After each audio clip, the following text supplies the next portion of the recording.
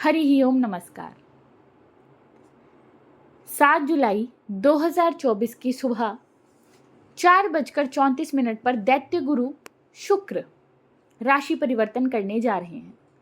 इस दिन शुक्र मिथुन राशि से निकलकर कर्क राशि में प्रवेश करेंगे। कर्क राशि जिसके स्वामी चंद्रदेव हैं और 31 जुलाई की दोपहर तक दैत्य गुरु शुक्र कर्क राशि में ही विराजमान रहने वाले हैं। उसके बाद वो सिंह राशि में प्रवेश करेंगे। तो ऐसे में 7 जुलाई से लेकर 31 जुलाई का जो ये समय है वो कैसा रहने वाला है विभिन्न राशियों के लिए, इसके चर्चा आज हम करेंगे।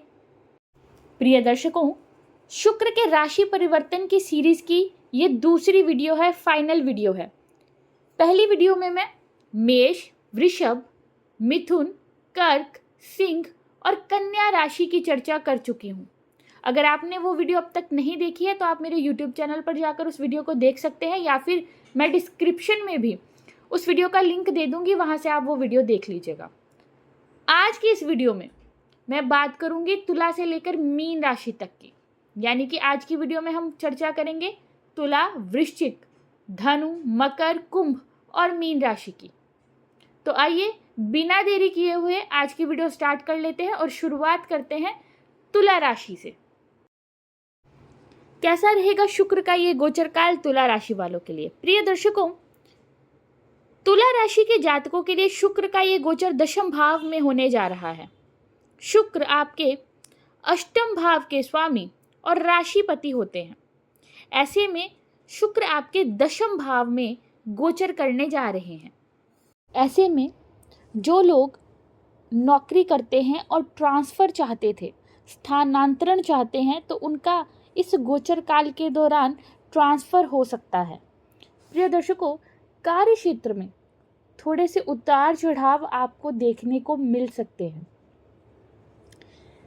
शुक्र अष्टम भाव के स्वामी भी हैं और वो दशम भाव में आपके विराजमान होने वाले हैं। तो ऐसे में कार्य क्षेत्र में थोड़ी सी परेशानी आपको शुक्र दे सकते हैं, परंतु ओवरऑल देखा जाए तो शुक्र का ये गोचर काल आपके लिए ठीक रहेगा। थोड़ा बहुत परेशानी, थोड़ा बहुत स्ट्रगल काम को लेकर आपको इस गोचर काल के दौरान देखने को मिल सकता है। वहीं अगर बात करें आपके वैवाहिक जीवन की, तो वैवाहिक जीवन में भी थोड़ी सी परेशानी इस गोचर काल के दौरान आ सकती है। अपने जीवन साथी की फीलिंग्स की रिस्पेक्ट कीजिए, उनकी बातों को भी समझने का प्रयास कीजिएगा। आप दोनों के बीच में अगर कोई वैचारिक मतभेद होता है तो उसे सॉल्व करने का प्रयास आपको करना चाहिए। दूसरों को अपने घर की बात ना बताएं। किसी भी प्रकार के वाद विवाद से दूर रहें।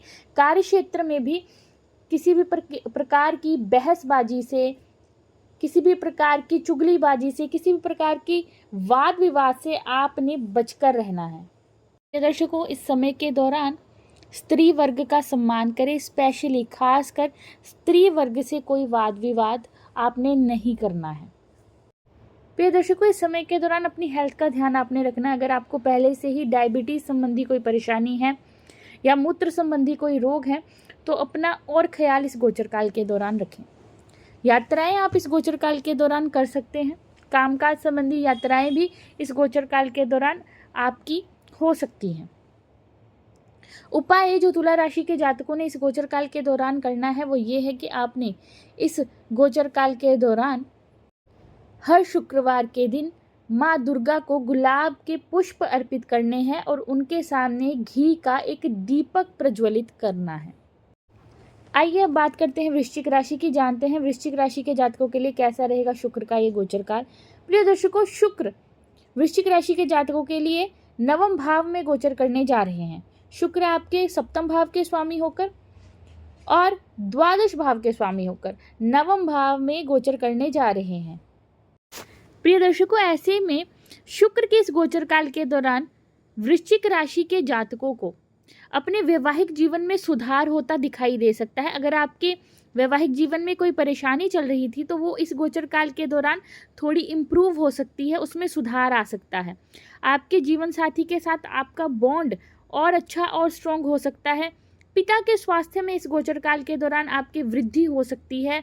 दूर की यात्राएं भी आपके लिए लाभप्रद हो सकती हैं। विदेश से जुड़कर अगर कोई कार्य करते हैं तो उसमें भी आपको इस गोचर काल के दौरान लाभ प्राप्त हो सकता है। धर्म कर्म से भी आप जुड़ेंगे, धार्मिक कृत्यों से भी आप इस गोचर काल के दौरान जुड़े रहेंगे। छोटे भाई बहनों के साथ भी आपके संबंध इस गोचर काल के दौरान बेहतर होंगे, उनमें भी सुधार आएगा। लव रिलेशनशिप की बात करें तो वृश्चिक राशि के जातकों का लव रिलेशनशिप भी इस गोचर काल के दौरान बेहतर रहेगा। जो लोग स्टूडेंट्स हैं उन्हें थोड़ा पढ़ाई में और ध्यान देने की आवश्यकता रहेगी। ओवरऑल देखा जाए तो वृश्चिक राशि के जातकों के लिए शुक्र का ये गोचर काल अच्छा रहने वाला है।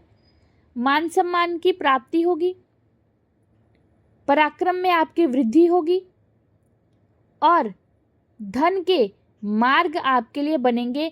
बिजनेस जो लोग करते हैं उन्हें भी इस गोचर काल के दौरान अच्छा लाभ प्राप्त हो सकता है। उपाय जो वृश्चिक राशि के जातकों ने इस गोचर काल के दौरान करना है वो ये है कि आपने शिवलिंग पर थोड़ी सी दही शुक्रवार के दिन अर्पित करनी है।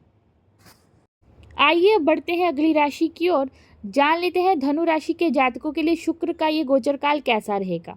प्रिय दर्शकों, धनु राशि के जातकों के लिए शुक्र का ये गोचर अष्टम भाव में होने जा रहा है। शुक्र आपके एकादश भाव के स्वामी और छठे भाव के स्वामी होकर अष्टम भाव में गोचर करने जा रहे हैं। प्रिय दर्शकों, शुक्र का अष्टम भाव में होने वाला ये गोचर आपको स्वास्थ्य संबंधी परेशानी दे सकता है। अपने हेल्थ का विशेष ध्यान आपने इस गोचर काल के दौरान रखना है। वाहन आदि चलाते समय विशेष सावधानी आपने बरतनी है। प्रिय दर्शकों, किसी भी प्रकार का अनैतिक कार्य आपने इस गोचर काल के दौरान नहीं करना है। काम वासना में आपके बढ़ोतरी इस गोचर काल के दौरान हो सकती है, तो उस बात का ध्यान रखें। अपनी वासना से प्रेरित होकर कोई भी गलत कार्य, कोई भी अनैतिक कार्य इस गोचर काल के दौरान ना कीजिएगा।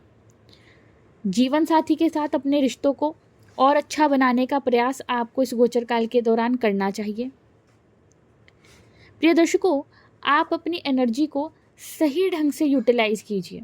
इस गोचर काल के दौरान अगर आप अध्यात्म से जुड़ते हैं, आध्यात्मिक पुस्तकों का अध्ययन करते हैं, तब आपको इस गोचर काल के शुभ फल प्राप्त हो सकते हैं। तो आपने इस गोचर काल के दौरान वासना में ज़्यादा ना पड़कर अध्यात्म की ओर झुकाव करना है, क्योंकि वही आपके लिए अच्छा रहेगा।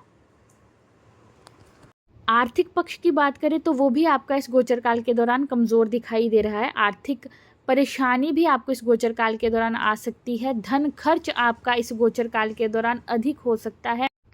सेविंग्स भी आप अपनी इस गोचर काल के दौरान खर्च कर सकते हैं, तो इस बात का ध्यान रखिएगा। उपाय जो आपने इस गोचर काल के दौरान करना है वो ये है कि आपने इस गोचर काल के दौरान हर शुक्रवार के दिन खीर का भोग माता लक्ष्मी को अर्पित करना है। आइए बढ़ते हैं अगली राशि की तरफ, जानते हैं मकर राशि के जातकों के लिए शुक्र का ये गोचर काल कैसा रहेगा। प्रिय दर्शकों, मकर राशि के जातकों के लिए शुक्र का ये गोचर सप्तम भाव में होने जा रहा है। शुक्र आपके दशम भाव के स्वामी और पंचम भाव के स्वामी होकर सप्तम भाव में गोचर करने जा रहे हैं। प्रिय दर्शकों, इस गोचर काल के दौरान जिन लोगों के वैवाहिक जीवन में कोई परेशानी नहीं है उनके लिए तो ये गोचर काल ठीक रहने वाला है, परंतु जिनके विवाह में पहले से ही कोई परेशानी चल रही थी उनकी परेशानियां इस गोचर काल के दौरान बढ़ सकती है।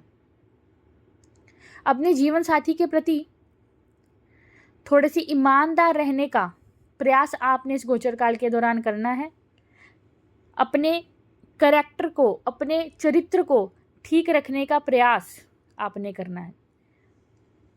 लव रिलेशनशिप की बात करें तो उसमें भी यही ध्यान रखना है कि अगर कोई परेशानी नहीं चल रही है, सब कुछ ठीक है, तब तो ये गोचर काल आराम से आपका बीत जाएगा। परंतु अगर आपके लव रिलेशनशिप में भी कोई परेशानी चल रही है तो ये गोचर काल आपकी मिसअंडरस्टैंडिंग्स को और बढ़ा सकता है। एक दूसरे पर शक आप इस गोचर काल के दौरान कर सकते हैं। गलत फहमियाँ बढ़ सकती हैं, तो इस बात का ध्यान रखें और अपने पार्टनर के प्रति ईमानदार रहें। बाकी कामकाज की दृष्टि से ये गोचर काल ठीक रहेगा। बस अपने चारित्र पर आपने ध्यान रखना है, चारित्रिक कमी इस गोचर काल के दौरान आप में नहीं आनी चाहिए। बाकी ये गोचर काल मकर राशि के जातकों के लिए ठीक रहने वाला है। दर्शकों, उपाय जो मकर राशि के जातकों ने इस गोचर काल के दौरान करना है वो ये है कि आपने माता पार्वती को गुलाब के पुष्प अर्पित करने हैं। आइए अब बढ़ते हैं कुंभ राशि की तरफ, जानते हैं कुंभ राशि वालों के लिए कैसा रहेगा शुक्र का ये गोचर काल।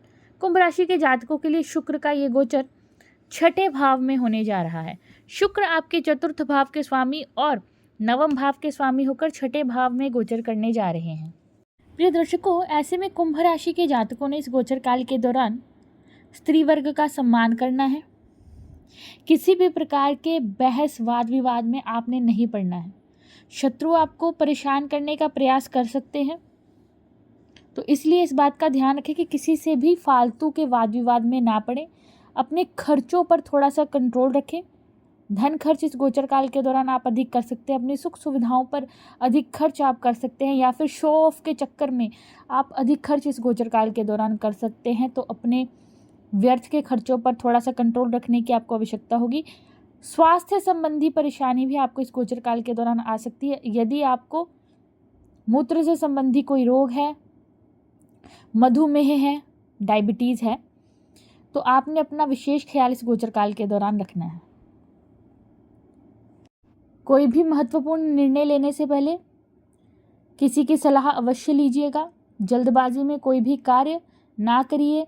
अनैतिक कार्य करने से भी आपको बचना चाहिए। जो भी गलत कार्य हैं उनको इस गोचर काल के दौरान ना करें, अन्यथा किसी परेशानी में आप पड़ सकते हैं।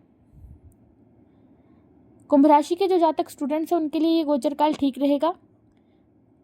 प्रतियोगी परीक्षाओं की तैयारी कर रहे हैं तो उनमें शुभ परिणाम आपको इस गोचर काल के दौरान प्राप्त हो सकते हैं। उपाय जो कुंभ राशि के जातकों ने इस गोचर काल के दौरान करना है वो ये है कि आपने सफ़ेद चंदन का लेप शिवलिंग पर करना है। शुक्रवार के दिन इस उपाय को करें। इससे महादेव की कृपा भी आपको प्राप्त होगी और ये गोचर काल आपका बिना परेशानियों के और शुभ फल प्रदान करते हुए बीतेगा। आइए अब बात कर लेते हैं मीन राशि की। जानते हैं मीन राशि के जातकों के लिए कैसा रहेगा शुक्र का ये राशि परिवर्तन। प्रिय दर्शकों, मीन राशि के जातकों के लिए शुक्र का ये गोचर पंचम भाव में होने जा रहा है। शुक्र आपके तृतीय भाव के स्वामी और अष्टम भाव के स्वामी होकर पंचम भाव में गोचर करने जा रहे हैं। मीन राशि के जो जातक स्टूडेंट्स हैं उनके लिए ये गोचर काल अच्छा रहने वाला है। पढ़ाई के संबंधी अगर कोई परेशानी आपको चल रही थी, शिक्षा संबंधी कोई परेशानी, कोई रुकावट थी, तो वो इस गोचर काल के दौरान दूर हो सकती है। आपके ज्ञान में इस गोचर काल के दौरान वृद्धि होगी। जो लोग कला के फील्ड से जुड़े हैं, जो आर्टिस्ट हैं, उनके लिए भी ये गोचर काल बेहद अच्छा रहने वाला है। तरक्की के योग आपके लिए बन रहे हैं। आय के एक से अधिक साधन इस गोचर काल के दौरान आपके लिए बन सकते हैं। आय में वृद्धि मीन राशि के जातकों के लिए इस गोचर काल के दौरान हो सकती है। यात्रा के योग, आप अपने लव पार्टनर के साथ भी यात्रा इस गोचर काल के दौरान कर सकते हैं। यात्रा के योग मीन राशि के जातकों के लिए इस गोचर काल के दौरान बन रहे हैं। एक बात का ध्यान रखें कि लव पार्टनर के साथ मिसअंडरस्टैंडिंग भी आपकी हो सकती है। लव रिलेशनशिप में अगर हैं तो अपनी मिसअंडरस्टैंडिंग्स को दूर करने का प्रयास करें, अन्यथा ये मिसअंडरस्टैंडिंग्स आप दोनों के बीच में जो शंका या गलतफहमी हो वो बड़ा रूप धारण कर सकती है। तो किसी भी प्रकार की गलतफहमी है, मिसअंडरस्टैंडिंग है, उसे दूर करने का प्रयास आप करें। मीन राशि के जिन जातकों के संतान हैं उन्हें अपने संतान के लिए परेशानी, संतान के लिए चिंता इस गोचर काल में बनी रह सकती है। संतान पक्ष की ओर से किसी न किसी परेशानी, किसी न किसी चिंता का सामना आपको इस गोचर काल के दौरान करना पड़ सकता है। अपने स्वास्थ्य का भी थोड़ा सा ध्यान रखें, अपना खान पान ठीक रखें। बाकी आर्थिक दृष्टिकोण से मीन राशि के जातकों के लिए ये गोचर काल अच्छा रहने वाला है। उपाय जो मीन राशि के जातकों ने करना है वो ये है कि आपने हर शुक्रवार के दिन गाय को हरा चारा खिलाना है। ऐसी और वीडियोस के लिए मेरे YouTube चैनल को सब्सक्राइब कीजिए। वीडियो को लाइक और शेयर जरूर कीजिएगा। धन्यवाद।